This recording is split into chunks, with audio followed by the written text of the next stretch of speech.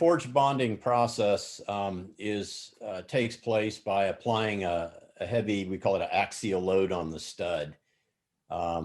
It's and then we rotate that stud for just seconds, and we're applying this load against a tank shell, a tank roof. It can be applied on any metal surface, and during that rotation at the tip of that stud, there's some friction generated that heats the tip of that stud and the base metal that it's being pressed against. And those metals are softened to a clay-like consistency. It's called plasticizing the metal. And it never reaches the molten temperatures like fusion welding does. And so that's one of the reasons that it produces such little thermal energy.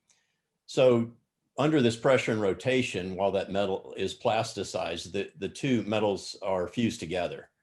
And that bond that's created at the base of that stud is actually stronger than either of the two metals that are being fused together. And this process, friction welding in general, is very capable of joining dissimilar metals, which is more difficult for fusion welding technologies. So we commonly are bonding, our stud is made out of a different material than the base material, and that's a very, very common process. And we can also bond on exotic metals. We've recently qualified zirconium. We're bonding zirconium studs on zirconium base plates. And so the metallurgy is very important in the process and the recipe that it takes to join the two metals.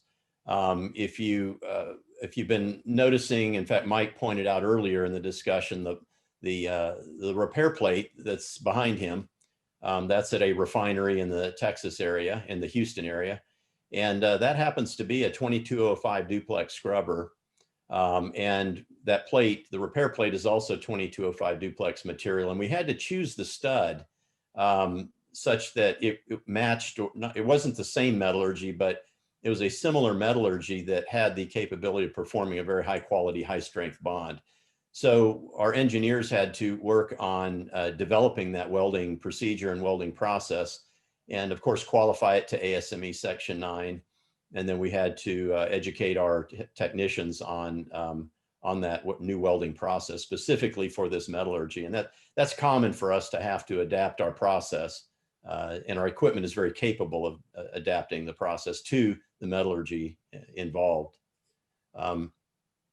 So there's many parameters that can be involved, that are involved in adjusting the welding procedure so that we can bond on just about any surface. And it turns out that friction welding is very capable of being used on a very wide variety of materials.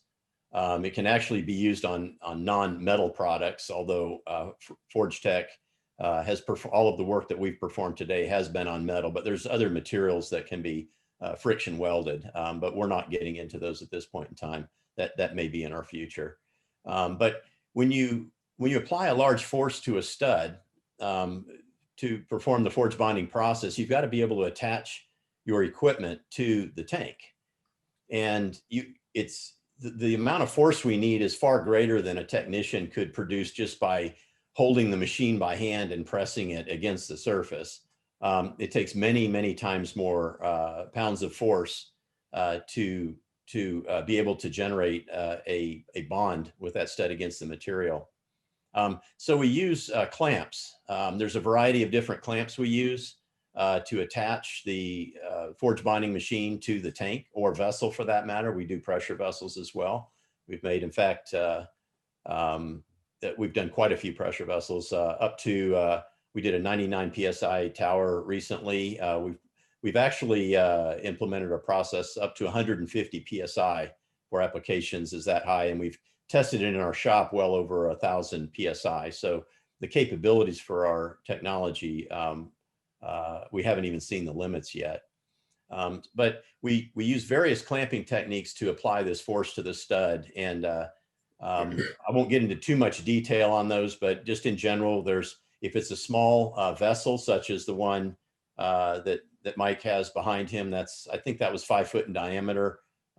We've bonded on smaller diameters and of course, when the diameter gets, on smaller diameter vessels, you can actually wrap something around the vessel to hold the machine against it.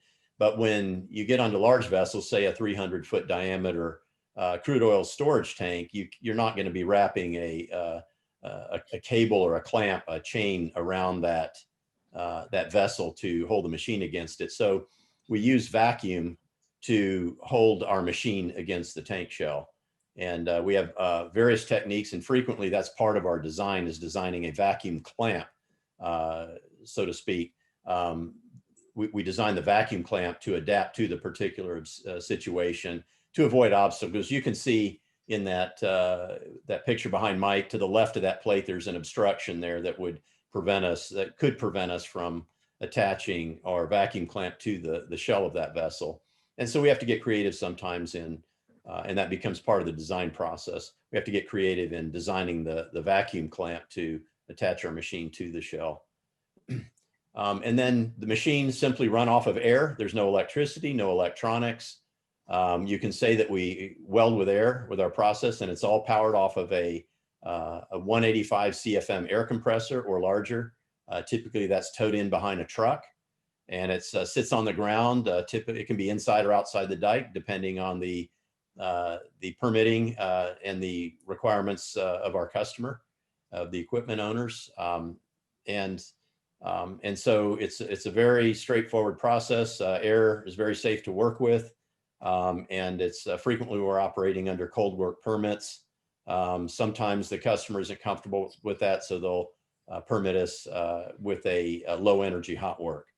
And sometimes after they see our process at work on a few jobs, they'll downgrade us to cold work. So it all depends, and we work with the customer very closely. It all depends on the conditions that we're working in.